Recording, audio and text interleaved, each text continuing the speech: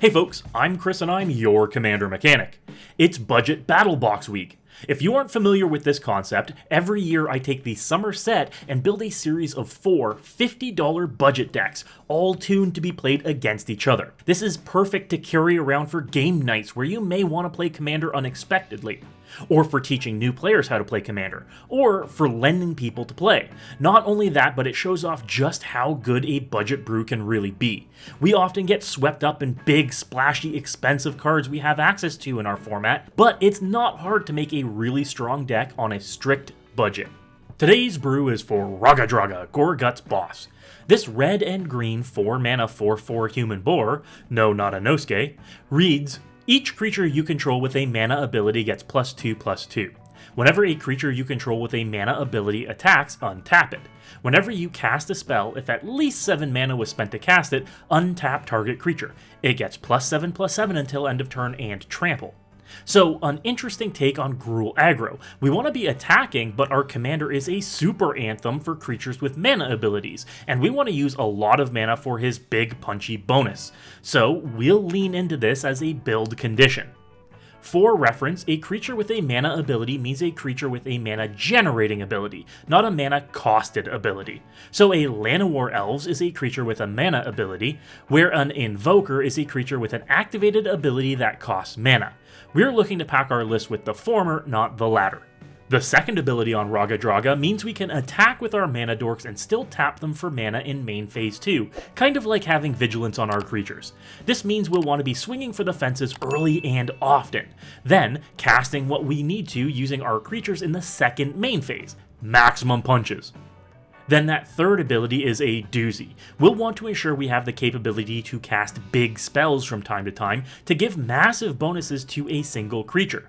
This can occur at instant speed if we want to pump a blocker, or sorcery speed if we want to go up and over blockers on the attack.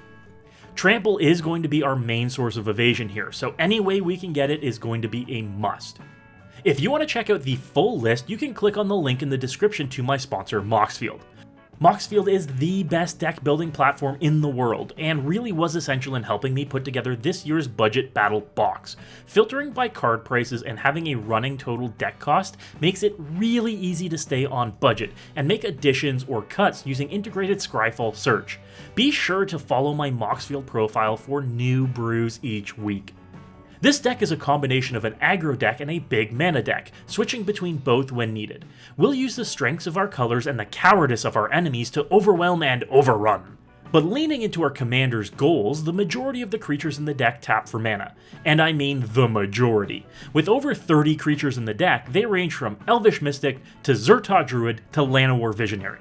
The big benefit being that we can use them for mana when we need them for mana, and attack with them when we need to attack with them. Even a 1/1 is a 3/3 with Raggadragga out. And that power boost means more mana too. Some of our Mana Dorks like Viridian Joiner, Marwyn the Nurturer, or Elena, Kessig Trapper, care about power, and boosting them or our other creatures mean they make more mana too. It's easy to skip from making 1 to 2 mana to making 5 to 6 with these creatures. But our commander isn't the only way to boost power either. Some elf-centric lords are in the deck like Elvish Archdruid or Canopy Tactician, meaning our dork army can get swole without our commander's help.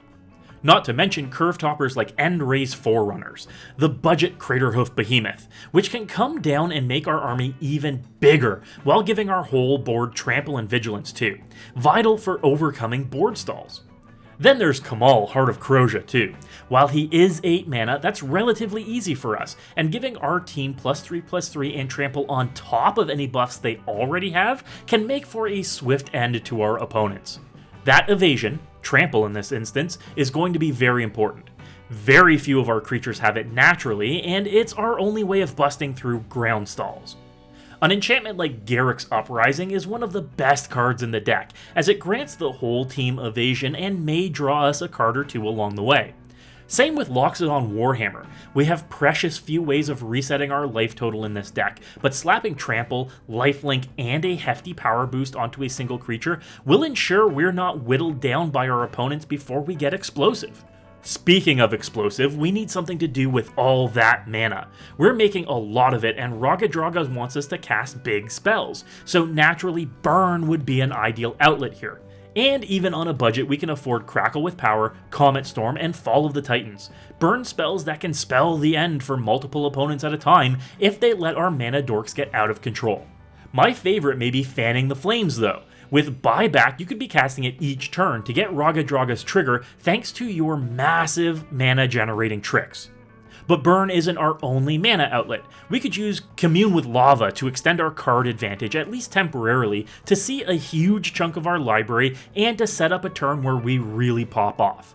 Or we could cast Silk Guard to both buff and protect our creatures as a nice little gotcha trick, blanking targeted removal or a board wipe. We also have Hydras. These don't get buffed by Raggadragga, but they make for big, bulky boys. Neverwinter Hydra, Genesis Hydra, and Steelbane Hydra all become terrifying threats for our opponents that must be dealt with, or they'll take over the table. That's the real strength of this deck. We'll be the threat and we want to be the threat. Let the ceaseless tide of mana wash them all away. Let's play with that mana a little more too. Horizon Stone lets us bank it to use later, and after just a turn or two of banking mana, we could potentially have triple-digit mana in reserves to take out the table. Or there's Leyline of Abundance. Not only does this let our Mana Dorks make more mana, but we could pump extra mana into that activated ability to pump our whole team. That works particularly well with Quest for Renewal, getting quest counters each time we tap for mana, and giving us the ability to untap all of our creatures on each player's turn. Imagine how much mana we could be banking if we were able to do that. Normally in an aggro deck, card advantage becomes an issue, and it's not exactly our strong suit here either. But we have Colossal Majesty, Lifecrafter's Bestiary, and Galanra, Caller of Wildwood, to help refill our hands throughout the game. Just don't get caught empty-handed. That will be your downfall. Thankfully, we do have Return of the Wildspeaker for a massive instant speed way to get a new grip, or to pump our board for an Alpha Strike. We're a little bit lighter on interaction than some others in the battle box, but we will still have Abrade, Beast Within, and Chaos Warp, all format-defining removal pieces to help deal with anything we can't run over. And if we need to reset the board, we can do that with a Pyroclasm to wipe away little threats, as the smallest thing on our board will ideally be a 3/3. And Blasphemous Act when everything absolutely must go. We won't always want to reset the board, but in instances where we've been targeted specifically, we may want to send everyone back to the Stone Ages.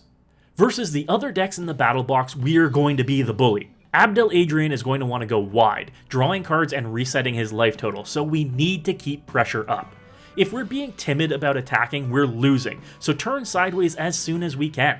We'll be online a lot faster than he will be thanks to our mana ramp, so a good place to start would be to ensure his life total is low as soon as possible. Just be careful for board wipes and targeted removal. Overcommitting to the board is 100% how we lose. Against John Irenicus, we'll need to be prepared to throw away some fodder. He'll be having us sacrifice creatures and try to whittle down our board, so be prepared to throw away some of your smaller dorks.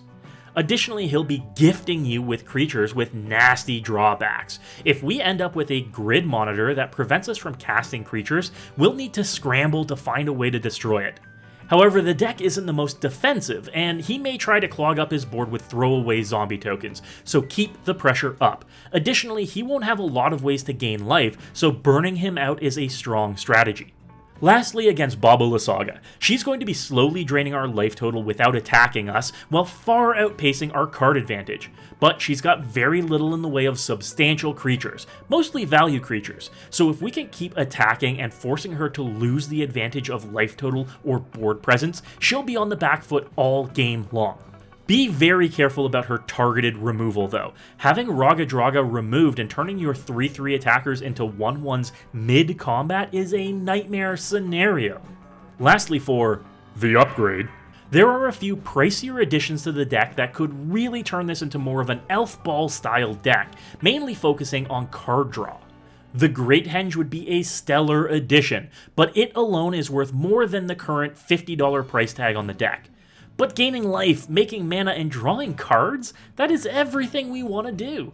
A Beast Whisperer could be ideal as well, allowing us to refill our hands when we cast more creatures. That could lead to chains where we cast a creature, draw a creature, cast a creature, etc. A good way to run away with the game quickly.